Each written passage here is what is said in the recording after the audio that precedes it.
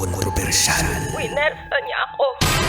mas pinainit, Ramdam ko ang halik niya sa leeg ko. Pababa sa aking. at mas pag-uusapan. Tinanggal niya bigla yung panty ko. Mga sikretong dito mo lang mapapakinggan. Top Secrets. Top Secrets. Top Secrets. Top Secrets.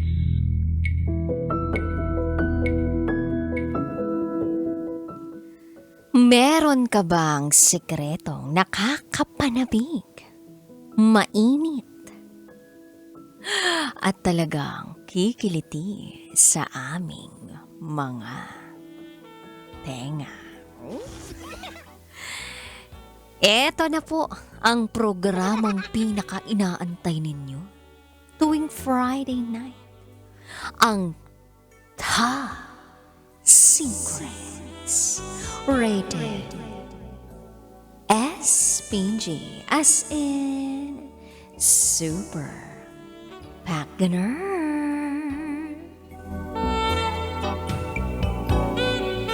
At meron na nga po tayong caller sa kabilang linya. Hello, magandang gabi sa'yo. Hello, magandang gabi. Hello? Hello.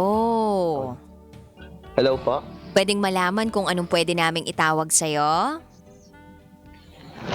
Ano na lang? Yung totoo, ano nang ginagawa mo dyan? Ba't parang ang dami ng kaluskus dyan sa paligid mo? Hello? Hello? Hello, RM naririnig po. mo ba ako? Ano? RM. I am. Yun ang itatawag namin RM. sa'yo. RM. Opo. RM. Okay. Ilan taon ka na RM? 26 po. 26 years old. RM, okay lang ba kung ilapit mo yung bibig mo doon sa mikropono ng cellphone mo? Tsaka pwede bang wag ka masyadong gumalaw-gaw na? Kasi naririnig namin yung bawat aksyon na ginagawa mo eh. Standby ka lang. Steady ka lang. Ayan, mas makunat na ang tunog mo, mas crisp na. Okay, RM, 26 years old. Sang lupalop ka naman galing? Caloocan po. Caloocan. Okay, so RM 26 from Caloocan. Hindi na ako magpapaligoy-ligoy pa ha. Ano ang rated SPG top secret mo? Actually po ano to eh. Ikakwento ko lang yung bandang sa unahan ng pinagsamahan namin.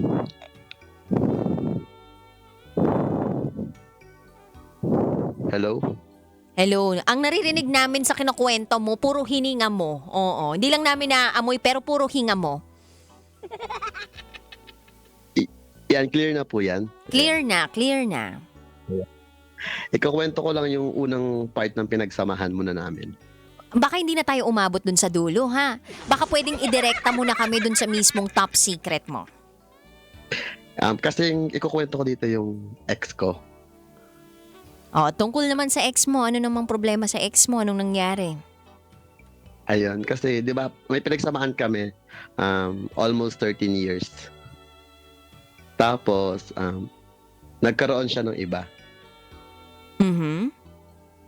Tapos syempre may mga times na tumagal din sila ng parang 8 to 9 months. Tapos syempre nasabi ko sa mga friends ko na ayun nga nakamove on na ako. Hindi nila alam, nagkikita pa rin kami ng ex ko. Tapos may nangyayari. Kumbaga, nagkahiwalay na kayo ng ex mo dahil may bago na siya, pero hindi alam ng mga tao sa paligid ninyo na meron ka pa ring Nagkikita koneksyon, may koneksyon pa kayong dalawa ng ex mo, may nangyayari sa inyo. Tama ba ako? May nangyari pa lang. Ayun. Walang nangyayari, may nangyari lang. Opo. Okay, so may yun ang top secret mo, may nangyari sa inyo ng ex mo. Ano to? Pero hindi, Closure sex ba yun? hindi ko alam kasi parang sinasabi comeback sex. Pero, Pero para sa amin parang basta biglaan na lang nangyari.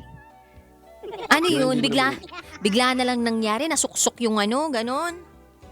Bigla na lang natisod ka, tapos biglang nandun siya sa harapan mo, tapos na-shoot. Bigla na lang pumasok. Hindi ko rin alam. Bigla na lang siyang pumasok sa buhay mo. Bigla ko na lang napasok eh. Bigla mo na lang napasok, wala man lang usap-usap, wala man lang haplos-haplos, ganon. Hindi naman. Kasi naglaro kasi kami noon. Nung nilaro nyo? Parang galing kami sa sa sports. Nag-badminton kami. Tapos syempre maliligo na. Okay. O, Parang tapos? nagkahilahan sa Nagkahilahan kayo sa CR. Pares ba kayong badminton player? Opo. Tapos kasi nagulat ako kasi parang parang nagpakita siya ng motibo. Una kasi na parang nagkakailangan kami. Mhm. Tapos kasi yun, parang reunion niya ng parang common friends. So hindi kami nakatanggi, nagpunta kami dalawa. Ayun parang unang pagkikita namin. Tapos yun. After na ng laro namin, syempre mga pawis-pawis na, maliligo na. Magkatabi lang yung babae tsaka lalaki. Tapos parang nagkakaindatan, ganun. Ay, nanginig ba kayo nung nagkindatan kayong dalawa? Bigla na lang, hindi naman siya basta bigla na lang parang automatic na nangyari, tapos nagkahilahan, tapos yun na. Noong una nagsasabunan lang kami. Tapos hanggang sa parang usap-usap lang, sabi, baka may magalit, ganun. Anong badminton center to? Para malaman ko. Nagbabadminton ako by the way Papa. Sa anong badminton to? Bigyan mo ako ng lugar. Sa ano pa? Bigyan mo ako Lugar ng sa lugar Makati kung po. saan yung badminton Sa court na to. Makati. 2 lang yan. O 3 lang yan. Ito ba yung nasa Chino Roses? O ito yung nandun sa may bandang malapit sa... Basta ang initials nito, D. DBC. O iba pa? Wala sa nabanggit? Basta sa Makati po siya banda eh. Makati, Chino Roses banda. Pwede na sabihin yung parang pinaka niya? O sige, anong pangalan? Yung pinaka lugar ng O sige, go. Isang lugar? sa Makati yun sa Iba-iba kasi. Bakit hindi mo alam yung pangalan ng court na pinuntahan ninyo? Sa The Zone. Pwede naman sabihin, di ba? Pwede naman. Okay, The Zone. Alam ko yan. Naglalaro ko rin doon. Hindi pa ako nakakalaro, pero isa yan sa mga option na gusto namin puntahan maglaro kapag wala kaming nakuhang slot sa ibang badminton court.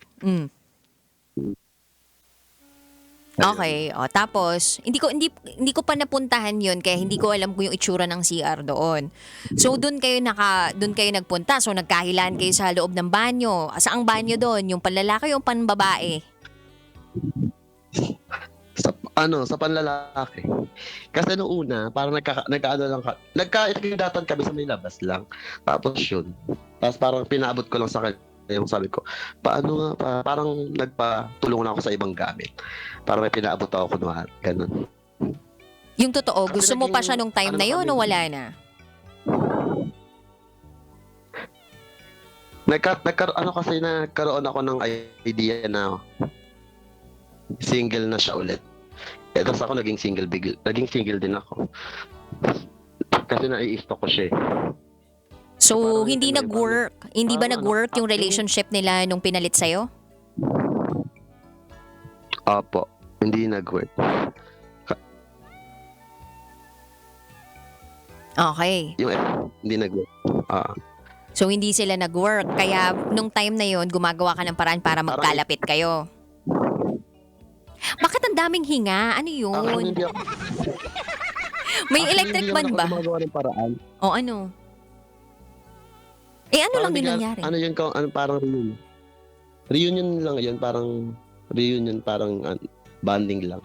Kumbaga bigla na lang talaga nangyari. Parang siya pa ngayon gumagawa ng paraan ng time na yun. Malang ako. Ano. So una nagsasabunan lang kayo. Noong una, tapos sinashampoo ko lang. Kinonditioner mo ba? Tapos shampoo lang. Body. Eh di ba may mga kasama kayo? Paano Ayun. nangyari yun sa loob Tapos ng banyo? Hindi. Basta, hindi naman kami sabay-sabay nagbanlaw. Ano yun, nahuli kayo? Nauna kayo? Nauna kami. Tapos sila naglalaro-laro. Alam mo, Noong una pagpasok namin nung nagkahilan kami kasi hinila ko siya sa loob. Tapos sabi niya, hala, baka may magalit, ganun. Tapos bigla na lang. Parang kusa na lang nangyari. Yun pagkatapos nun, anong naging reaksyon niya? Bigla siya nag-I love you. Tapos ikaw, anong Tapos reaksyon nag-I mo? love you to rin. Nag-I love you too. Okay. Ibang klase din ha. O nagkabalikan ba kayo? Hindi. Hanggang ngayon nag-uusap lang kami sa Viber pero hindi kami nagkabalik. Pero wala nang nangyari sa inyo sumunod nun. After nun, wala nangyari pero nag-rides kami. O anong klaseng rides Kami to? dalawa nagkikita.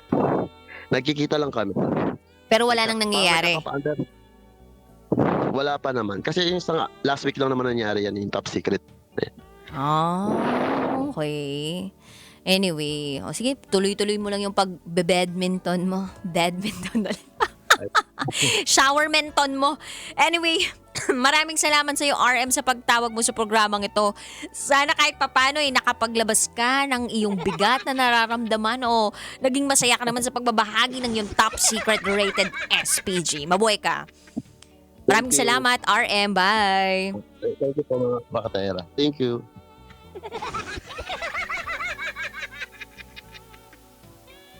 Ito naman si RM.